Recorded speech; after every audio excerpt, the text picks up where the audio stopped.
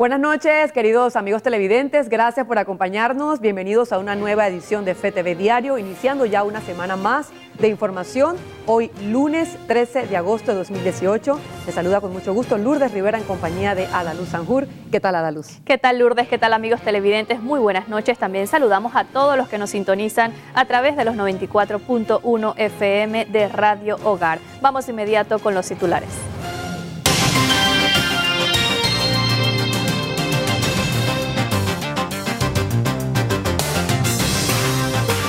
Elecciones de cambio democrático se desarrollaron con baja afluencia de votantes. Rómulo Roux gana elecciones primarias del CD. Obreros de la construcción exigen más seguridad en proyectos. En las internacionales, el número de muertos por explosión en un depósito de armas en la provincia siria de Idlib aumentó a 70. La policía de Washington estableció un perímetro de seguridad alrededor de la Casa Blanca ante la marcha de centenares de neonazis y supremacistas blancos.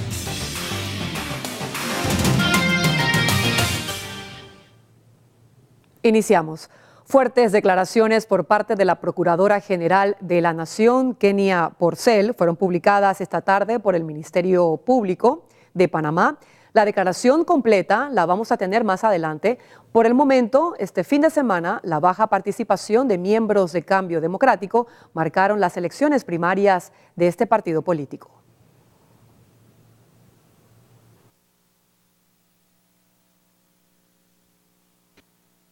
Ese domingo se llevó a cabo las elecciones primarias presidenciales del Partido Cambio Democrático. La baja participación de los miembros de este colectivo político fue uno de los aspectos más destacados de esta elección. Las fricciones a lo interno de este partido pudo ser uno de los principales factores que influyó en esa elección del candidato presidencial del CD. Gran parte de esos votantes se habrán inscrito en su momento por el hecho de que Cambio Democrático era el partido de gobierno. Vemos que ninguno de los precandidatos logró levantar enorme entusiasmo entre las bases de su partido. Este es un partido personalista que nace con un líder fuerte, un dueño, y que al estar él excluido y marginado de esta contienda, de alguna forma termina desenvolviéndose entre potenciales sucesores. Durante las elecciones primarias de este partido político se le consultó a Rómulo Roux si había unidad dentro del partido, y esto fue lo que respondió. Es normal que haya diferencias en los partidos políticos, es normal que haya diferencias cuando hay contiendas electorales. Lo importante es la unidad del partido. Lo importante es después de hoy hacer un llamado y que todos nos sumemos. Si queremos realmente que el Cambio Democrático regrese a gobernar, a cambiar el país otra vez en el 2019, es necesario que nosotros tengamos la unidad del partido. La participación electoral para las primarias del CD fue de un 28.5%, es decir, que de los 353.000 habilitados para votar en las primarias de este colectivo político, solo participaron 100.232 personas, y el exministro de Seguridad Pública y precandidato presidencial José Raúl Mulino culpó la baja participación en las elecciones del CD a Rómulo Roux. La abstención del partido habla claro, la abstención del partido, la inmensa mayoría, el 80% del partido no votó. Eso es un mensaje muy importante que hay que analizar. Pero ¿podría darse esta tendencia a la baja en las elecciones primarias de los demás partidos políticos o en las elecciones generales de mayo de 2019? Creo que estamos viendo un gran descontento entre la población.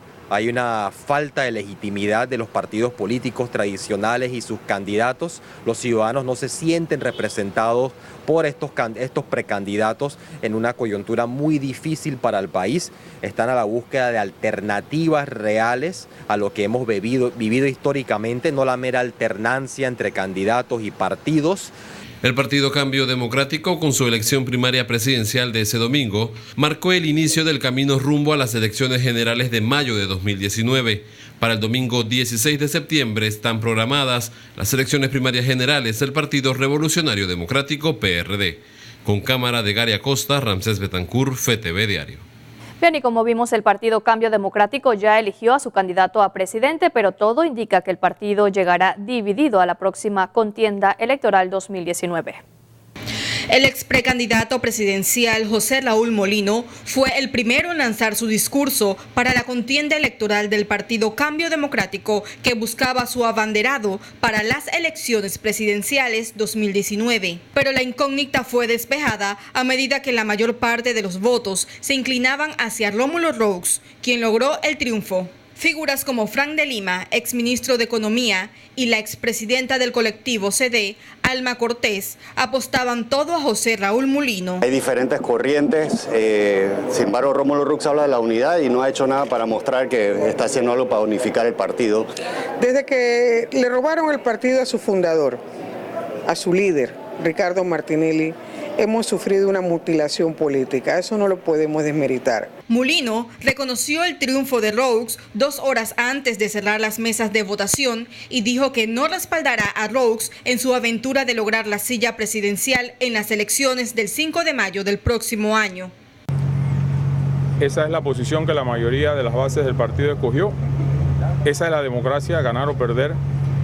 Esa es la decisión que tomó el partido. Yo la respeto. Hasta allí.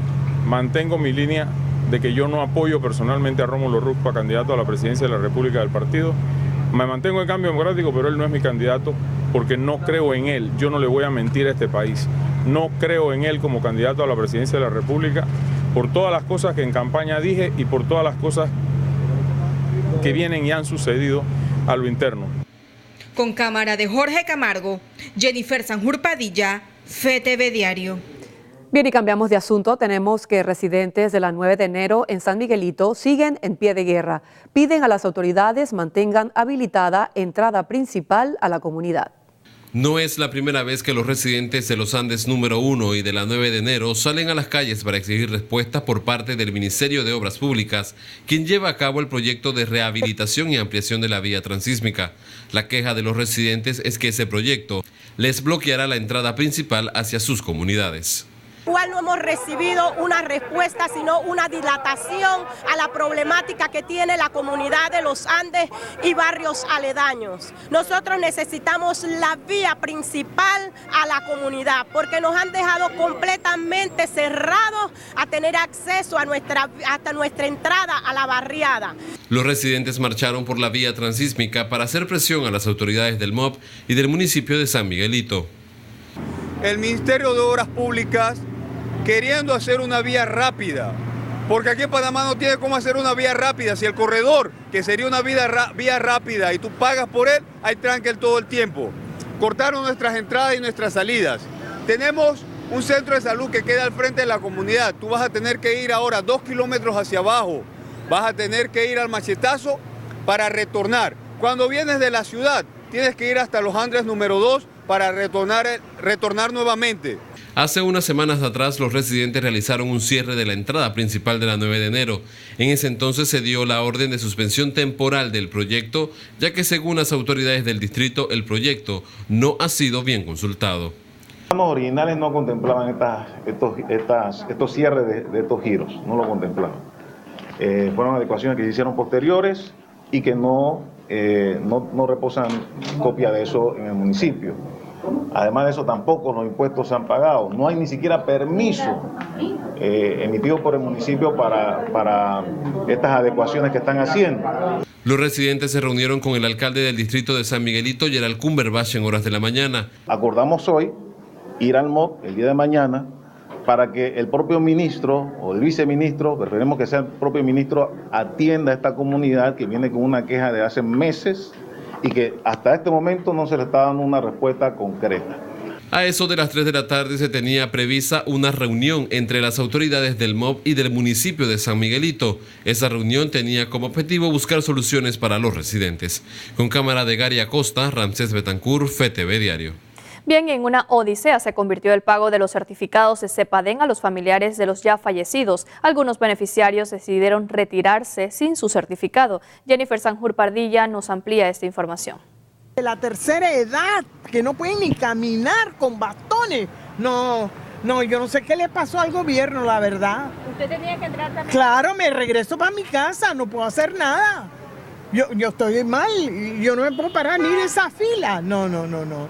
Esto debieron de haberlo organizado mejor. Unas 4.000 personas estaban convocadas para recibir su certificado negociable de la segunda partida del 13º mes en el Domo Universitario en los Llanos de Curundú.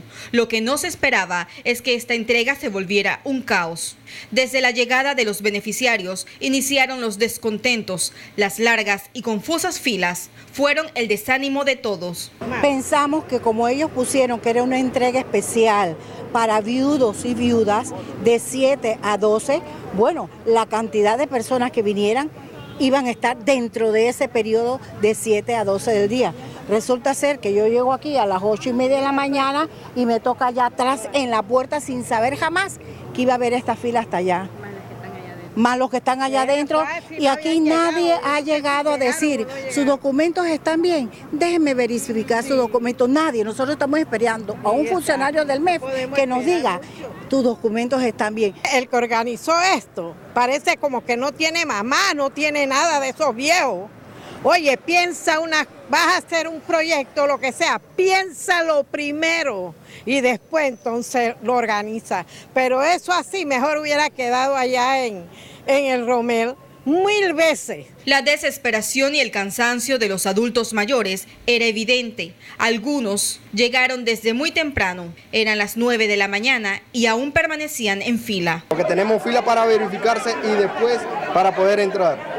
Y no ayudan. ¿Cuántas personas estaban convocadas para venir? Creo que 900, si no me equivoco.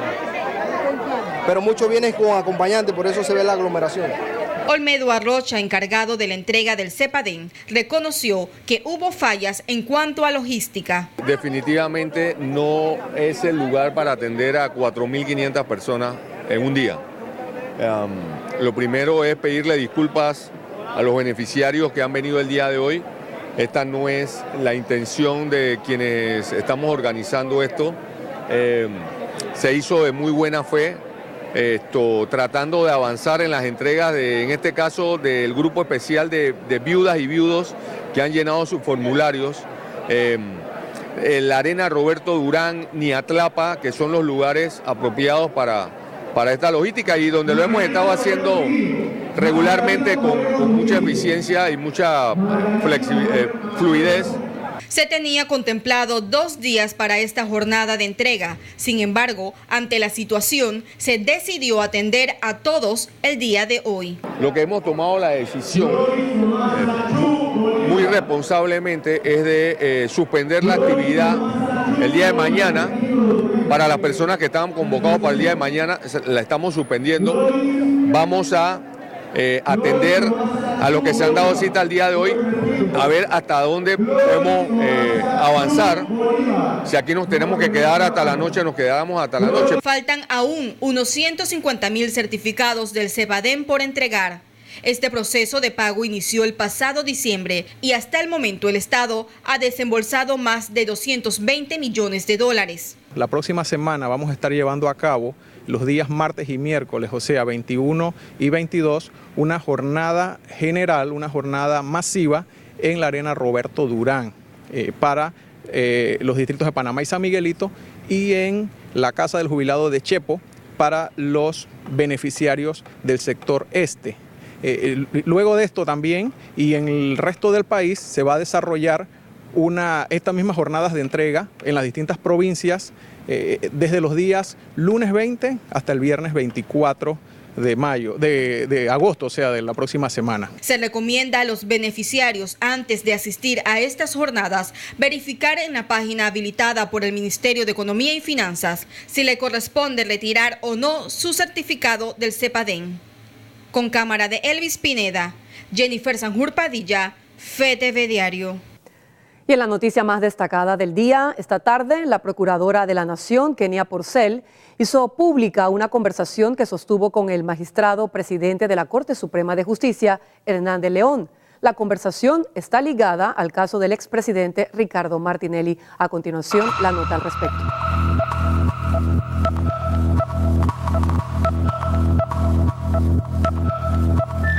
Buenas tardes a todos los hombres y mujeres de este país, a todos los jóvenes, a todos los niños y niñas de Panamá. Ejercer el cargo de Procuradora General de la Nación conlleva dirigir la persecución del delito y de los criminales que lo han cometido. En muchas ocasiones siento impotencia al ver cómo gana la impunidad y la corrupción a la justicia, a la ética y a los valores del Panamá que nuestros abuelos y padres construyeron. Me preocupa en demasía el futuro que dejaremos a nuestros hijos. Este cargo impone excesiva reserva de la información que se recibe en ocasión de los delitos que se investigan. En esta oportunidad, y luego de ver y escuchar las declaraciones del magistrado presidente encargado de la Corte Suprema de Justicia, Hernán de León, informaré al país los detalles de la conversación que sostuvo conmigo el pasado 30 de julio de 2018, porque es de tal relevancia que afecta a Panamá, o sea, nos afecta a todos. El viernes 27 de julio recibí mensaje del magistrado presidente encargado de la Corte Suprema de Justicia, Hernán de León, en el que pedía reunirse conmigo, haciéndome énfasis que la reunión sería de manera informal. Le respondí que podía atenderlo en mi despacho el día lunes o martes, a lo que manifestó que vendría el día lunes. El lunes 30 de julio de 2018 se presentó a mi despacho a las 3 de la tarde. Cuando lo recibo me dice, oye, me quitaron el celular, a lo que le respondí, nadie que visita a la Procuradora General de la Nación entra con celular por razones de seguridad, y a la vez le expresé que yo tampoco uso celular en las reuniones que celebraba. Seguidamente el magistrado Hernán de León me dice, allá abajo hay medios, y yo le contesté, abajo está Álvaro Alvarado interponiendo una denuncia. Se sienta y me dice, el tema está enredado. Yo le interrumpo y le digo, ¿de qué me hablas? Me responde, del caso RM se va a caer, lo vamos a anular, lo vamos a tumbar. Yo le digo, ¿cómo es eso posible? Si la Corte Suprema de Justicia ha emitido no menos de 10 decisiones en un mismo sentido. Ustedes por unanimidad han tomado decisiones. Además, ese caso no es del Ministerio Público y no es competencia del Ministerio Público. Ya los magistrados en pleno decidieron. Su respuesta fue, se va a caer, lo vamos a anular y viene para la Procuraduría. Le contesté, si ustedes hacen eso, el país los va a linchar. La sociedad está confiando en la Corte Suprema de Justicia. Le agregué, ¿cómo quedan los criterios del magistrado Mejía y del magistrado Díaz?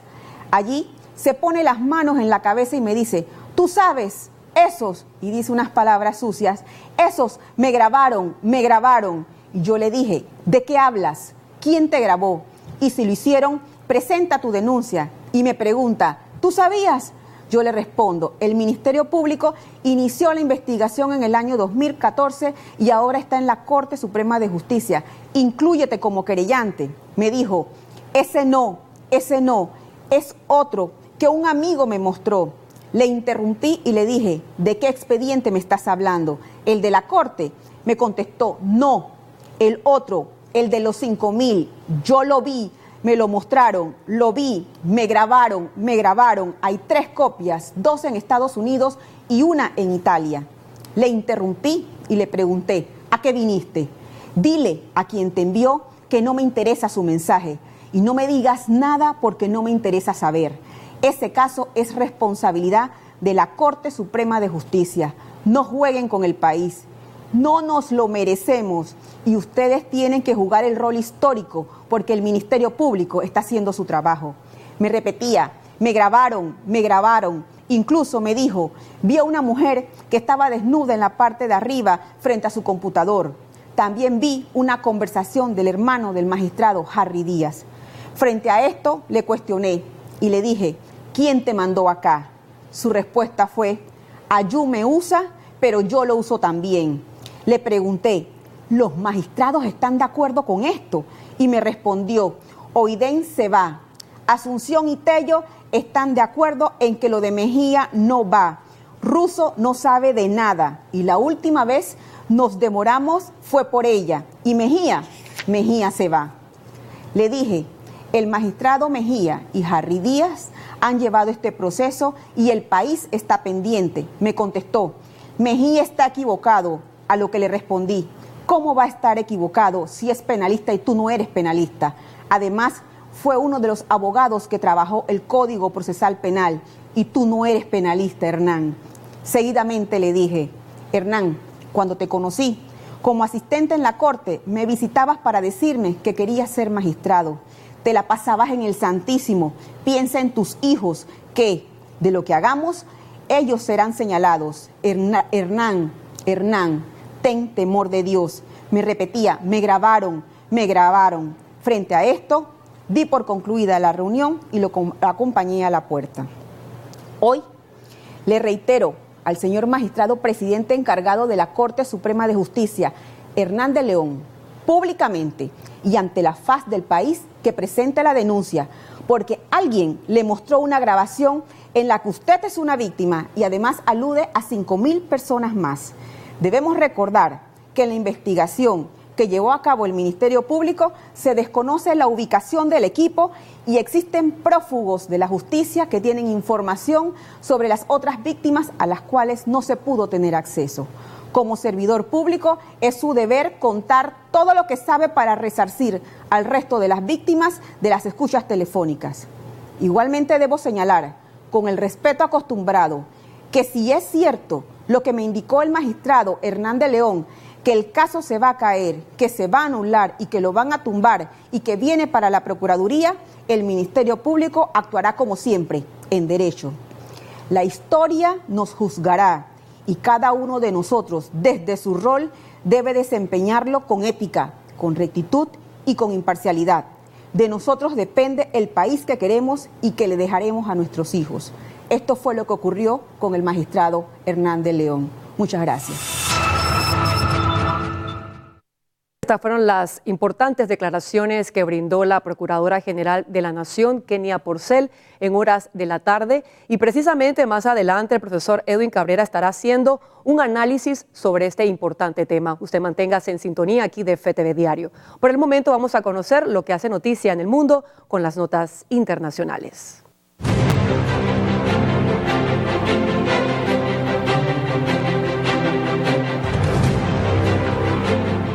Y tenemos que el número de muertos por explosión de un depósito de armas en la provincia de Siria de Idlib aumentó a 69, según un nuevo balance divulgado por el Observatorio Sirio para los Derechos Humanos. Unas 70 personas murieron el domingo por la explosión en un depósito de armas en Siria, según un nuevo balance divulgado el lunes por el Observatorio Sirio para los Derechos Humanos. Unos 50 eran civiles, de los cuales 17 niños. El resto eran combatientes del grupo yihadista Hayat Tahrir al-Sham, formado por la exfilial siria de Al-Qaeda, que controla la mayor parte de la provincia de Idlib, donde ocurrió la explosión. El depósito estaba situado en un bloque residencial de la localidad Sarmada y pertenecía a un traficante de armas que trabajaba para la organización. Según el Observatorio de Derechos Humanos, la mayoría de las víctimas son miembros de las familias de los combatientes. La provincia de Idlib es una de las últimas de Siria que no está bajo control del régimen de Bashar al-Assad, quien tiene como uno de sus objetivos reconquistar este sector. La provincia cayó en manos de la oposición en 2015. Cerca de un 60% está bajo control de Hayat Tahrir al-Sham y el resto está repartido entre diferentes grupos rebeldes. Bien, y Turquía anunció este lunes una serie de medidas para frenar el hundimiento de su moneda en un contexto de tensiones con Estados Unidos. El presidente turco Recep Tayyip Erdogan acusó el lunes a Estados Unidos de querer golpear a Turquía por la espalda. Por una parte estamos juntos en la OTAN y por otra buscan golpear a su aliado estratégico por la espalda. ¿Es aceptable algo así? Ankara y Washington atraviesan una crisis diplomática ligada especialmente a la detención en Turquía de un pastor estadounidense, Andrew Brunson, acusado de espionaje y terrorismo. Exigiendo su liberación, Estados Unidos impuso a principios de agosto sanciones contra 2 ministros turcos, y Ankara replicó. Las tensiones aceleraron la caída de la lira turca, que ha perdido un 40% de su valor en lo que va del año. La crisis se agravó aún más el viernes cuando el presidente estadounidense Donald Trump anunció que autorizaba a duplicar los aranceles sobre el acero y el aluminio turcos provocando un nuevo hundimiento de la lira. En su discurso, Erdogan aseguró que las dinámicas económicas del país son sólidas y que las turbulencias financieras se deben a operaciones de quienes quieren perjudicar la economía turca. Y en otro asunto, más de 300 personas resultaron heridas tras el hundimiento de una plataforma durante un festival de música en la ciudad gallega de Vigo, en el noreste de España. Momentos de angustia en España, cuando una plataforma montada para un festival de música se hundió, provocando más de 300 heridos. El accidente tuvo lugar en la ciudad gallega de Vigo, en el noroeste del país. El muelle de madera, de unos 30 metros de largo y 10 metros de ancho, ubicado sobre el mar, estaba lleno de espectadores que habían acudido para ver un concierto de rap en el marco del Festival O Marisquiño. De golpe se vino abajo poco antes de la medianoche del domingo. Estábamos muchísima gente en el paseo de madera y se escuchó un crujido y de repente cayó todo. Y nos encontramos entre la madera y el cemento nos cubría la cabeza y veíamos que toda la gente intentaba salir, pero nadie conseguía salir y la gente gritando y al final, bueno, por suerte salimos bien. De hecho, yo creo que la plataforma cayó por el peso de la gente, pero es que había muchísima, pero mucha gente. La gran mayoría de los afectados sufrieron heridas leves como contusiones, indicaron autoridades sanitarias.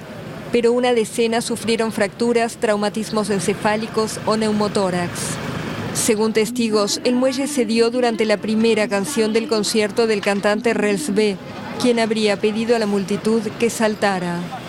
Y pasamos a Estados Unidos porque la policía de Washington estableció un perímetro de seguridad alrededor de la Casa Blanca ante la marcha de centenares de neonazis y supremacistas blancos. Una manifestación de supremacistas frente a la Casa Blanca se esfumó el domingo, luego de que solo aparecieran un puñado de neonazis. La red de extrema derecha Unite the Right protagonizaba la concentración en Washington, un año después de los disturbios en Charlottesville, Virginia, que dejaron una mujer muerta y 19 heridos. La organización obtuvo permiso para reunir a 400 personas en una plaza ubicada frente a la residencia presidencial, a partir de las 17:30 locales y durante solo 2 horas. Un importante dispositivo policial se desplegó en el lugar, especialmente para impedir todo contacto entre manifestantes y contrarios. Grupos antirracistas se reunieron de manera pacífica a partir del mediodía frente a la Casa Blanca, con pancartas que decían no a los nazis, no al Ku Klux Klan y no a un Estados Unidos fascista. Ha habido mucha gente que ha dicho que si nos presentábamos avalaríamos las protestas o les daríamos una plataforma, pero realmente creemos que este tipo de cosas no pueden pasar sin oposición, porque si no tienen oposición simplemente se normalizará el fascismo en este país. Así que estamos aquí para demostrar que Washington y Estados Unidos rechazan de forma arrolladora este tipo de odio. Los promotores de la manifestación del año pasado habían pedido permiso para marchar de nuevo en Charlottesville, pero las autoridades de la ciudad se lo negaron para no revivir los eventos de 2017. Para esta marcha en Washington pidieron llevar solo banderas de Estados Unidos y de los Estados Confederados, pero evitar emblemas neonazis. Y tenemos que la expresidenta argentina Cristina Kirchner compareció este lunes ante la justicia sobre el caso de sobornos, conocido como los cuadernos de la corrupción. Cristina Kirchner compareció el lunes ante la justicia. La expresidenta argentina fue citada por el caso de sobornos conocido como los cuadernos de la corrupción, un escándalo millonario que salpica su gestión y la de su esposo, el fallecido exmandatario Néstor Kirchner. Durante su comparecencia, Kirchner recusó al juez Claudio Bonadío y al fiscal Carlos Tornelli a cargo de la causa. La residencia de la pareja Kirchner figura como punto de entrega de bolsos con dólares en efectivo, que grandes empresarios argentinos le dieron supuestamente a cambio de adjudicaciones en obras públicas. Una operación relatada por el ex chofer Óscar Centeno, quien habría realizado varios de esos viajes entre 2005 y 2015. A partir de sus anotaciones se abrió la causa judicial por la que ya hay 8 exfuncionarios kirchneristas detenidos y una veintena de empresarios implicados. Kirchner, actualmente senadora, volvió a denunciar el lunes que sufre una persecución política. Y bien, amigos televidentes, hacemos una breve pausa. Usted siga con nosotros porque recuerde que al regresar El profesor Edwin Cabrera con el análisis de una de las noticias que tiene muy preocupada a la población panameña debido a las declaraciones importantes que ofreció más temprano en horas de la tarde la Procuradora General de la Nación, Kenia Porcel. Esto será al regresar. Así es, Lourdes, queridos amigos, usted no le cambie porque al volver más información y sobre todo pendiente a ese análisis del profesor Cabrera. Ya volvemos.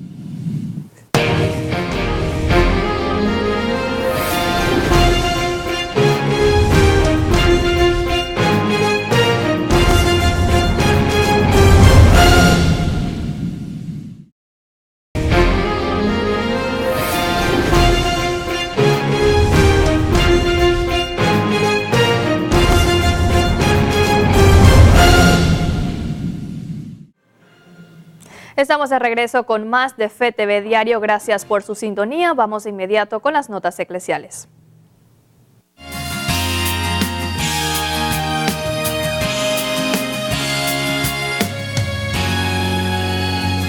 Bien, iniciamos en Nicaragua porque el Vaticano y Estados Unidos condenan la situación del país centroamericano, quienes desde el mes de abril atraviesan una grave crisis social y política caracterizada por protestas en contra del presidente Daniel Ortega. El pasado viernes 10 de agosto, el secretario de Estado Vaticano, Cardenal Pietro Parolin, conversó vía telefónica con el vicepresidente de Estados Unidos, Mike Pence. Ambos líderes condenaron los hechos de violencia que han cobrado cientos de vidas y han estado dirigidos cada vez más contra la Iglesia y ratificaron su apoyo a la Conferencia Episcopal de Nicaragua y a la comunidad religiosa en su totalidad, que se mantienen firmes en la defensa de los derechos humanos, la democracia y la libertad. Y en otro tema, como habíamos anunciado, el Papa Francisco se reuniría este fin de semana con miles de jóvenes de las diversas diócesis de Italia para preparar el sínodo de obispos del mes de octubre sobre los jóvenes, la fe y el discernimiento vocacional. Con esta alegría y entusiasmo recibieron los jóvenes italianos al Papa.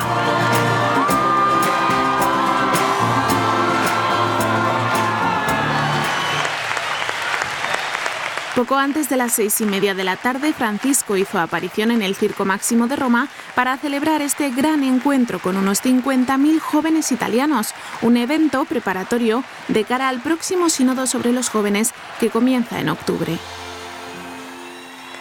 Los peregrinos le regalaron este báculo de madera como símbolo de que desean caminar junto al Papa. A continuación, Francisco escuchó las experiencias de los jóvenes sobre sus perspectivas de futuro. Les animó a que sigan el camino de sus sueños.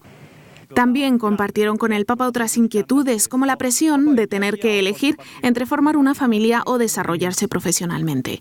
También interrogaron a Francisco sobre las actitudes de la Iglesia que a veces generan escándalo. Al caer la tarde comenzó la vigilia, primero con esta oración a la Virgen. Santa María, Donna della strada, fa che i nostri sentieri siano come i tuoi, strumento di comunicazione con la gente. Y después, con momentos de silencio, reflexión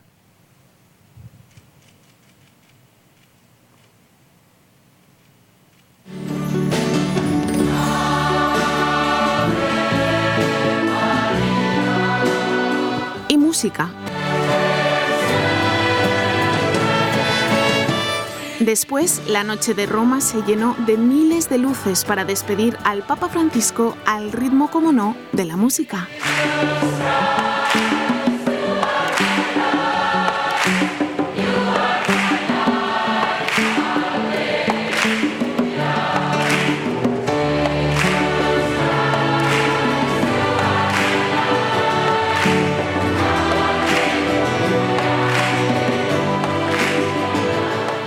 Y este encuentro del Papa Francisco con los jóvenes culminó ayer domingo durante el rezo del Ángelus. Allí el Papa dio la bendición a los regalos que traerán los jóvenes italianos para la JMJ.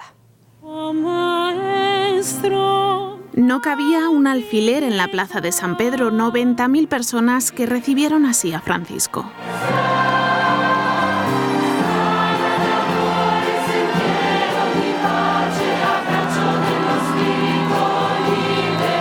El El Papa clausuró el encuentro de jóvenes italianos que comenzó la tarde anterior en el Circo Máximo de Roma. Recorrió en papamóvil la Plaza de San Pedro y sus alrededores, repartiendo saludos y bendiciones. Después Francisco recordó a estos chicos y chicas que para ser un buen cristiano no basta con no hacer el mal, es necesario combatirlo con actos de bondad. Por eso les pidió que no sean tibios e indiferentes. Es bueno no fare il male. Es bueno no hacer el mal, pero es malo no hacer el bien. ¿Entendido? Lo repetimos. Es bueno non fare il malo, ma è malo non fare il bene. Questo lo diceva San Alberto Hurtado. El Papa les invitó a ser protagonistas del bien, porque cada uno es culpable, dijo, del bien que podía hacer y que finalmente no ha hecho. Por eso explicó que no basta con no odiar, sino que hay que perdonar, o que no es suficiente no hablar mal de los demás, sino que hay que parar las murmuraciones.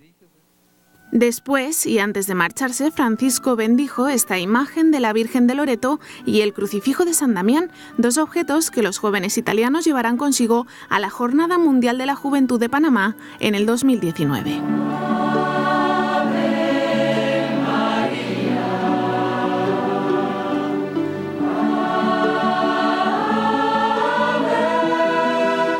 Bien, y volvemos al plano local. Monseñor Manuel Ochogavía, obispo de la diócesis Colón-Cunayala, habla sobre los avances en los preparativos para la Jornada Mundial de la Juventud, específicamente en Colón. Lo que hemos recibido todavía no se ha hecho anuncio del itinerario de la agenda del Papa para los días aquí en Panamá. Por ahora nosotros en las diócesis no hemos sido notificados de nada, de ningún preparativo, con lo cual pues pensamos se va a concentrar en Panamá. Hay que tener una cosa clara, y es que la visita del Papa a la Jornada Mundial de la Juventud es un encuentro con jóvenes. No es una visita oficial del Papa ni de un jefe de Estado. Él viene como un peregrino más a encontrarse con los jóvenes de todo el mundo. Por eso las actividades que se realicen durante los días de estadía del Papa en este país van a estar vinculadas exclusivamente con jóvenes. En principio, pues lo que tenemos nosotros, que es la agenda oficial que se acostumbra en todas las jornadas, que es el recibimiento el jueves, el Vía Crucis el viernes, la vigilia el sábado y la misa de clausura el domingo. Esas son las actividades fijas que el Papa va a tener y bueno, todos los que podrán participar. Bien, hasta aquí la información eclesial. Vamos a cambiar radicalmente de tema porque el problema con la piratería en el transporte no solo se vive en la ciudad capital, ahora se ha extendido hasta Cunayala, y es por ello que la dirigencia de transportistas de Panamá denunció este lunes presuntas irregularidades. La dirigencia de transportistas del sector este hizo un llamado a la Autoridad del Tránsito y Transporte Terrestre, Autoridad de Turismo y Autoridad Marítima de Panamá a que resuelva el problema que se vive en el transporte de las rutas Panamá-El Llano, Cabañas, Los Jaguares y Cartí en la comarca Cunayala. Pero sin embargo, hace más de 7 años nosotros ya venimos denunciando la piratería que se está dando en la comarca Cunayala.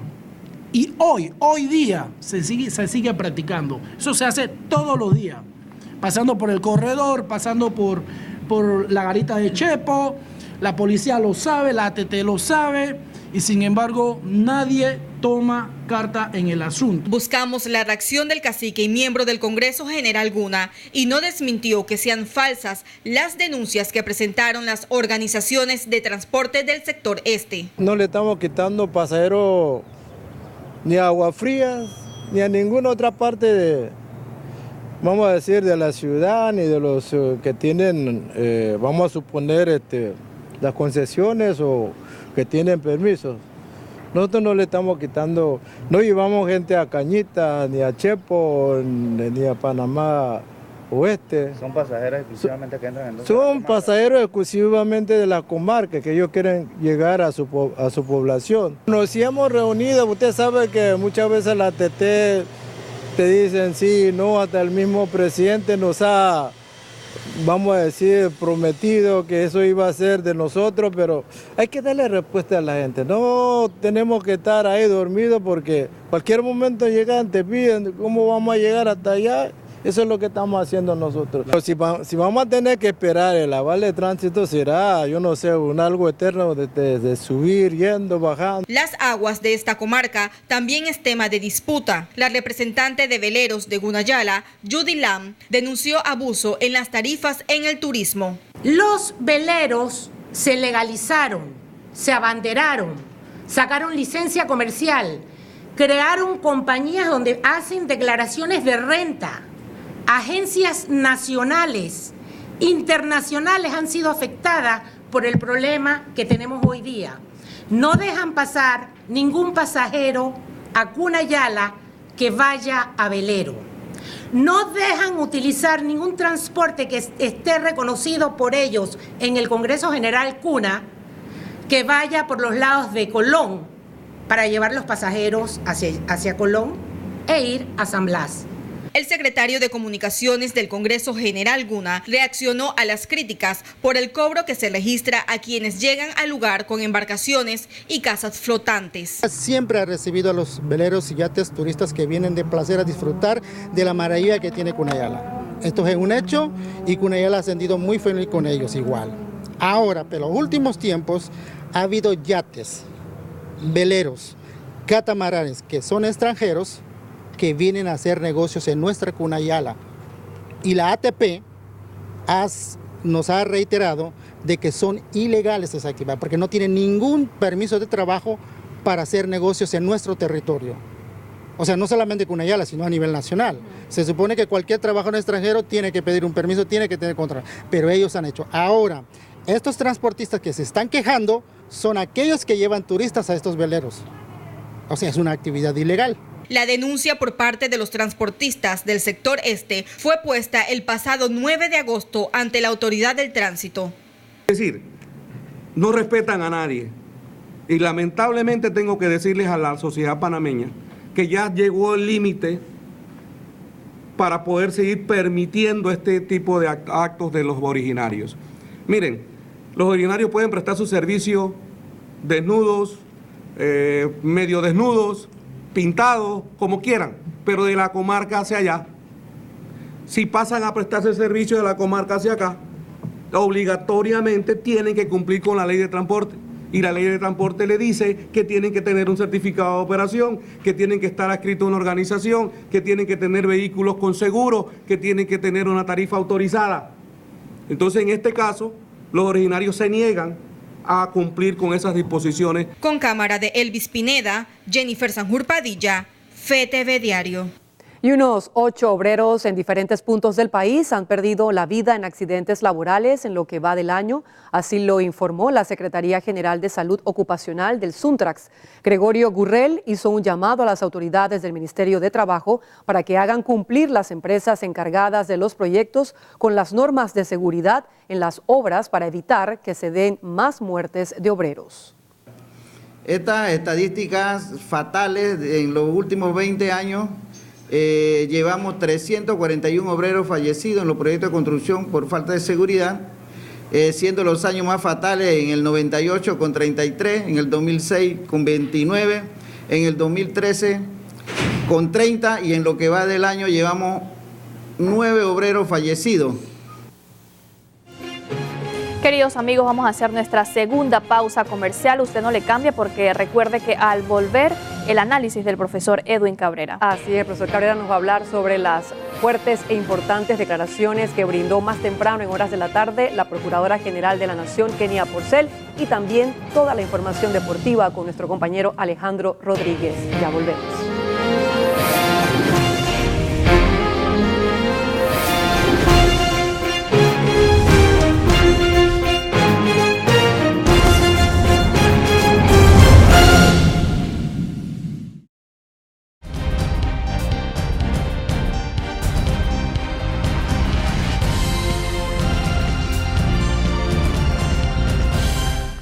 Buenas noches, amigos televidentes. Una noche accidentada, no para mí, para llegar hasta acá, sino para todo el país, por lo que hemos sido testigos, primero a través de las redes sociales del Ministerio Público, de la Procuraduría General de la Nación, y luego pues a través de los medios de comunicación social como este que hemos estado pendientes. Y me refiero a las declaraciones que da la señora Procuradora de la Nación, Kenia Porcel. A ver, a esta hora de la noche ya mucho se ha dicho, hemos escuchado el audio 2, 3, 4, 5 veces y los virriosos van a seguirlo escuchando. Pero fíjese, en algo no nos debemos enredar. Entre otras cosas, entre los tecnicismos de los abogados. Tengo mucho respeto por los abogados y tengo muy buenos amigos abogados, pero he estado viendo en las redes sociales abogados dedicados a confundirnos a los que no somos abogados. Tenemos que ser pragmáticos, amigos televidentes. Tenemos que ser realistas. El país se nos está hundiendo entre las manos y no estoy siendo apocalíptico. Ustedes son mis mejores testigos de cuántos meses llevo conversando con ustedes de esto. La crisis de las instituciones del Estado panameño. Y hoy esa crisis hace más crisis. Cuando la Procuradora de la Nación le comunica al país que el pasado 30 de julio el presidente encargado de la Corte Suprema de Justicia, el magistrado Hernández León, la visita y le dice una serie de cosas que en la calle se venía rumoreando. Que hay una grabación, que hay copias en Estados Unidos, que hay copias en Italia, que hay 5.000 grabados, que me grabaron, agarrándose la cabeza, que hay una mujer desnuda y que el caso se va a caer. ¿Qué caso? El caso de RM. ¿Quién es RM? Ricardo Martinelli. Eso no lo dijo la procuradora, lo digo yo. RM, dijo ella, que le dijo él. Se va a caer. Y se va a caer porque Alonso y no sé quién ya estamos de acuerdo para tumbar el caso y eso venga a la Procuraduría y porque el ruso, la magistrada, no sabe nada de esto. Y entonces, ahora hay abogados que es que lo grabó y cometió un ilícito. Espérese, ¿qué es lo grave aquí? Que lo haya grabado, si es que lo grabó, yo no lo sé, o que el magistrado presidente haya reconocido que efectivamente hay una grabación con la cual lo están chantajeando y que hay más gente y más magistrados en el juego de tumbar el caso. ¿Qué es lo grave aquí, honestamente? Si es que la procuradora lo grabó y que haya cometido un ilícito, o si es que reconozcamos que la Corte Suprema de Justicia, la máxima instancia de administración de justicia de este país, está en manos de unos chantajeables, pues. Y si no todos, la mayoría. Y si no son todos, la minoría o la mayoría, quienes sean, se tienen que ir. Punto final. Ese es el problema que tenemos. No si la procuradora grabó al presidente y si no lo grabó. Y la pregunta zoqueta de siempre, ¿y por qué lo dijo ahora? Y espérese, y la gravedad del tema, si lo dijera al día siguiente de la reunión, o si lo hubiera dicho ayer, o si lo dice hoy, o si lo dice el otro año, ¿no sigue siendo grave acaso? Amigos televidentes, no nos podemos dejar confundir de los tecnicismos. Aquí el problema no es si la procuradora grabó o no grabó. Aquí el problema no es si lo dijo el mismo día o lo dijo hoy. Aquí el problema es que la justicia no sirve. Lo vengo diciendo hace cuánto tiempo atrás.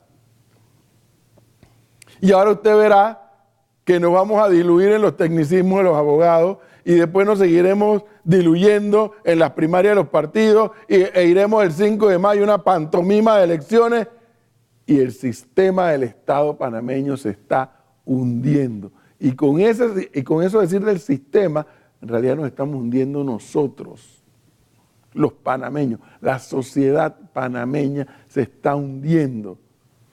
Y yo no puedo decir que es por culpa de todos nosotros los panameños. Sí, todos nosotros los panameños, los gobernados, tenemos cuota de culpa en no exigirle a los gobernantes que jueguen su papel. En un país serio, a esta hora, en lugar de estar aquí, estuviera en las calles reclamando justicia, reclamando que se fueran todos. Esto hay que cerrarlo, esto hay que empezarlo de nuevo. No hemos querido asumir esa responsabilidad todos, y ni hablar de los políticos, por amor a Dios, ni hablar de los políticos. Aquí vamos a ver a ninguno o a muy pocos haciendo el planteamiento de fondo y de forma de una crisis como la que hemos escuchado al final de la tarde e inicio de la noche de hoy. Lo ocurrido, lo dicho por la procuradora, es grave. Porque a esta hora que ustedes y yo estamos hablando, ya casi a las 9 de la noche, el magistrado Hernández León no ha salido a desmentir a la procuradora, no ha salido a dar una explicación, ni siquiera por más básica que sea, y mucho menos a renunciar, por supuesto. Tampoco lo ha hecho el magistrado Ayub Prado, mencionado en la nota de la procuradora. Dice la procuradora que el magistrado le dijo que Ayub Prado me utiliza, pero yo también lo utilizo a él. ¿Qué quieren que pensemos? ¿Qué es lo que están esperando? ¿Qué espera el presidente de la República? ¿Qué esperan los diputados? ¿Qué esperan los magistrados de la Corte? Que aquí hay un levantamiento popular el día menos pensado. Oiga, el otro año aquí van a haber 20.000 desempleados de la construcción, más todos los desempleos que se están generando por empresas que están en problemas económicos o que están quebrando. Y no nos estamos dando cuenta de lo que nos está pasando. Mientras eso está ocurriendo, los diputados reclamando sus contratos de la 080 a la 172, en la Corte anunciando un magistrado que van a tumbar el caso de RM, es decir, que no va a pasar nada. Y el Ejecutivo mirando para el cielo. Ojalá que sea para que lo ilumine el Espíritu Santo. Ojalá que sea para eso. O a ver si ocurre el milagro y cae el maná del cielo nuevamente. Pero eso no va a ocurrir, porque todo lo que está ocurriendo en este país es responsabilidad de nosotros. No perdamos eso de vista. No nos quedemos simplemente como observadores. Lo planteado hoy es muy, pero muy grave. Como acabo de leer en un Twitter, es la crisis de la crisis. Pero bueno, estamos en Congolandia, nunca se nos olvide eso. Vamos a ver qué pasa mañana, porque como el país no tiene liderazgo, el país está carente de liderazgo, no hay nadie que diga, ¿sabe qué? Vamos a una marcha pacífica, en silencio, a reclamar que se vayan. Vamos a reclamar la constituyente, vamos a refundar este país, porque no podemos pretender que venga más inversiones del extranjero para generar empleo con una justicia que no sirve, con una asamblea que más le preocupan sus contratos que hacer buenas leyes y que fiscalizar, y con un ejecutivo mirando para el cielo. No puede ser. Pero bueno, vamos a esperar a ver si Dios se apiada de nosotros y nos ilumina las mentes a los panameños. Continuamos con más información y con los deportes.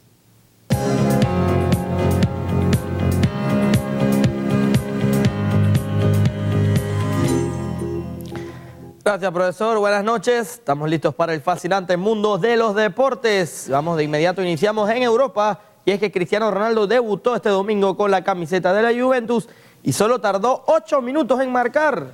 El del portugués fue uno de los 5 goles del triunfo de la Juve ante el equipo filial del club, ante cerca de 5.000 tifosi. La Juventus, campeona de las últimas 7 temporadas de la Serie A, cierra tradicionalmente su pretemporada en Villar Perosa, una pequeña localidad de 4.000 habitantes, que es el feudo de la poderosa familia Agnelli, fundadora de la marca automovilística Fiat y propietaria de la Juve. Los aficionados tuvieron la oportunidad de presenciar más de cerca a sus ídolos en un ambiente cálido y festivo.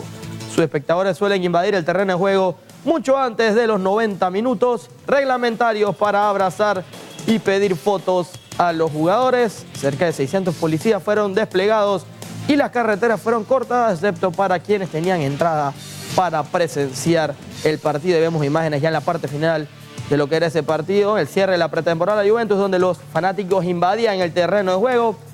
Sin duda, lo principal de este partido era el debut de Cristiano Ronaldo. Vamos a ver cómo le va a la Juventus en esta temporada. Ahora con Cristiano Ronaldo, para muchos el mejor jugador del mundo.